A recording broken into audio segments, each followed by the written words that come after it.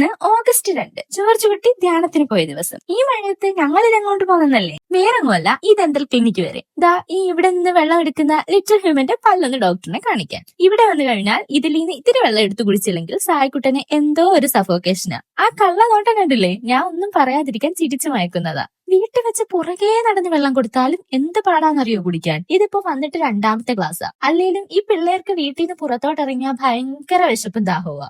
ആകപ്പാടുള്ള 4, 3, 7 വല്ല കാണിച്ചുള്ള ആ ചിരി കണ്ടോ? ആഹാ, എന്താ രസം. പിന്നെയും കുറെ നേരം അവിടെ വെയിറ്റ് ചെയ്തു. മഴയായാലും വെയിലായാലും പല്ലുവേദനയ്ക്ക് മുമ്പിൽ മുട്ടുമടക്കുമെന്ന് എനിക്ക് മനസ്സിലായി. അത്രയ്ക്ക് തിരക്കായിരുന്നു അവിടെ. സിയക്കുട്ടനെ വീട്ടിൽ കിടത്തിയിട്ട് വന്നോണ്ട് ഇടയ്ക്കിടയ്ക്ക് ഞാൻ വീട്ടിലോട്ട് വിളിച്ചോണ്ടേ ഇരിക്കുവായിരുന്നു. അതുകൊണ്ട് തന്നെ വേറെ എങ്ങും കയറാൻ നിന്നില്ല. വന്ന കാര്യവും കഴിഞ്ഞ് മരുന്നും വാങ്ങി നേരെ വേഗം വീട്ടിലോട്ട് പോയി. വന്നപ്പോ ആൾ ഉണർന്നിരിക്കുക. പിന്നെ അയാൾക്കുള്ളതും കൊടുത്ത് ഉറക്കിയിട്ട് ഇലയപ്പം ഉണ്ടായിരുന്നേ അതും കഴിച്ചിട്ട് നോക്കുമ്പോ പല്ലുവേദനക്കാരനിരുന്ന് കളർ ചെയ്യുന്നു. എന്നാ പിന്നെ കളർ ചെയ്യുന്ന ഒരു ക്ലിപ്പ് എടുക്കാന്ന് കരുതി ചെന്നപ്പോ എന്നെയും കൂടി പിടിച്ച് അവിടെ ഇരുത്തി. ഞാൻ കളർ ചെയ്യാൻ തുടങ്ങിയപ്പോഴത്തേക്കും ആള് നൈസിനങ്ങ് എഴുന്നേറ്റ്. ഇതാ കണ്ടില്ലേ, അവിടെ എല്ലാം ചുറ്റി കിടക്കുക. അല്ല, എനിക്കിപ്പോ എന്തിന്റെ കേടായിരുന്നു? വല്ല കാര്യം ഉണ്ടായിരുന്നോ ഇങ്ങോട്ട് വരണ്ടേ? അവൻ അവിടെ ഇരുന്നത് കംപ്ലീറ്റ് ചെയ്തേനെ. പിറ്റേന്ന് സ്കൂൾ ഉണ്ടായോണ്ട് പിന്നെ പെട്ടെന്ന് തന്നെ ബെഡൊക്കെ സെറ്റാക്കി ഞങ്ങൾ കിടന്നു കേട്ടോ. അപ്പൊ ശരി, ഗുഡ് നൈറ്റ്. പിന്നെ കാണാവേ, ബൈ.